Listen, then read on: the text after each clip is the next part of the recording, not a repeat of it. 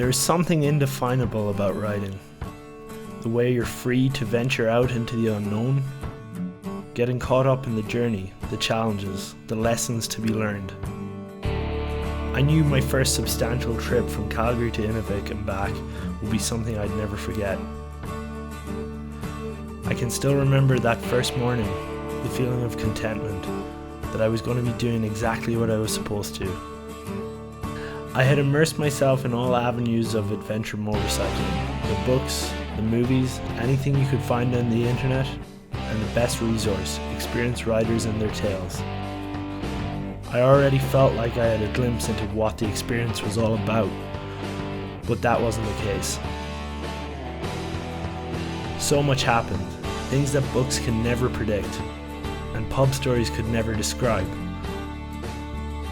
When I dropped into first gear on day one, I knew in that moment the biggest adventure was calling. I was ready.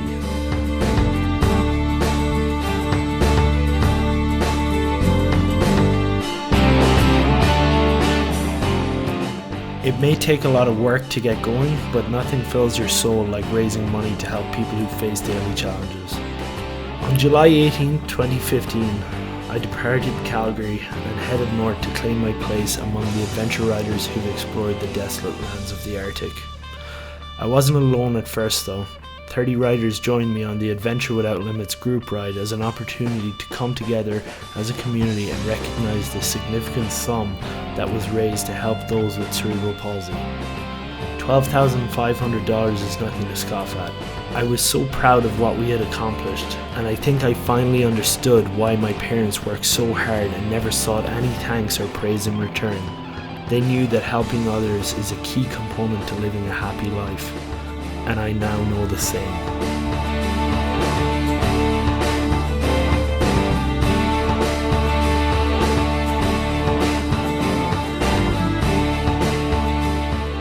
Many people ask me, why do this trip alone? Won't you be worried about safety? Or don't you want to have someone there to experience it with you? Honestly, I didn't have an answer for those people to begin with. I approached the trip as an adventure that I wanted to experience alone, something to challenge me, to push me out of my comfort zone. An adventure where I have to rely on myself and no one else. I may have been on my own journey, however I was hardly alone. When you are far from home, you unknowingly beacon to people to come over and chat, learn about one another, become friends even for the briefest of moments, then experience the authentic, heartfelt goodbyes as if you'd been pals for years. Well, there you have it. Lucas is heading off to Alaska.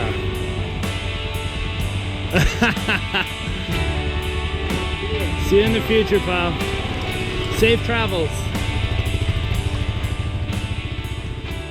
People have said the greatest gift you can give someone is your time. Time is precious, limited, and often forgotten. We live based on a set schedule. Be at work on time. Be at home on time. Make time for errands. Make time for friends, family, the gym, house repairs, taxes, social functions. On and on and on. I learned that time is a gift I can give myself. A gift that no one can steal from me, and a component of my life I could no longer ignore. I allowed myself to rest, to take in some extra sightseeing opportunities. Time to wallow in my thoughts and fade away into the road that stretched out in front of me. When I was on my bike, I reveled in the moments when I could focus on the here and now. To recognize that I had wasted much of my precious time on silly and pointless things that just don't really matter in the big picture. I found time to be content. This road is just amazing. On my way to Stewart, BC. Look at this. I've never been so happy in the rain. This is amazing. I can see the cats out in the cornfield.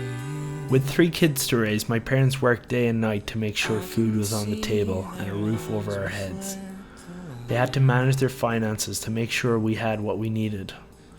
I've been notoriously terrible with managing money and seeing the value in things I bought.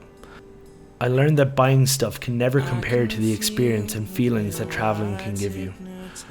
Not only have I avoided buying needless items since my return, but I am perfectly fine ridding myself of any excess I once thought I needed. I now know to buy experiences, not things.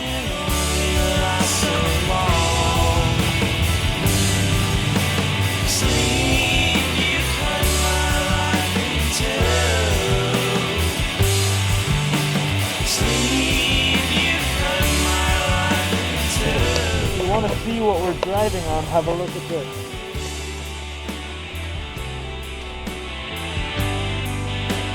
There is always a hovering shadow when you venture out into the world.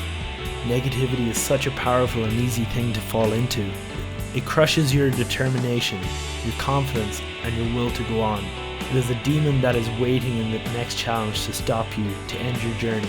That is why the most important lesson I learned from my trip to the Arctic and back is that a positive outlook is ultimately the difference between success and failure. Adverse situations were unavoidable, and learning to shift into a can-do attitude allowed me to achieve so much in such an unpredictable world. I strive to live a life with a positive outlook, where I no longer look at what can't be done, but rather what I know I can achieve. That is the greatest reward from this journey, without a doubt. I can see the tired lights in your eyes.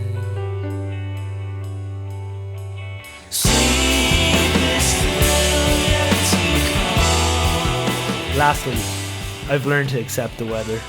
No matter how bad it might be, you can always dress for it, and who knows, that day's weather may be setting the scene for the greatest day of your life. Story of this trip. Rain, rain, more rain.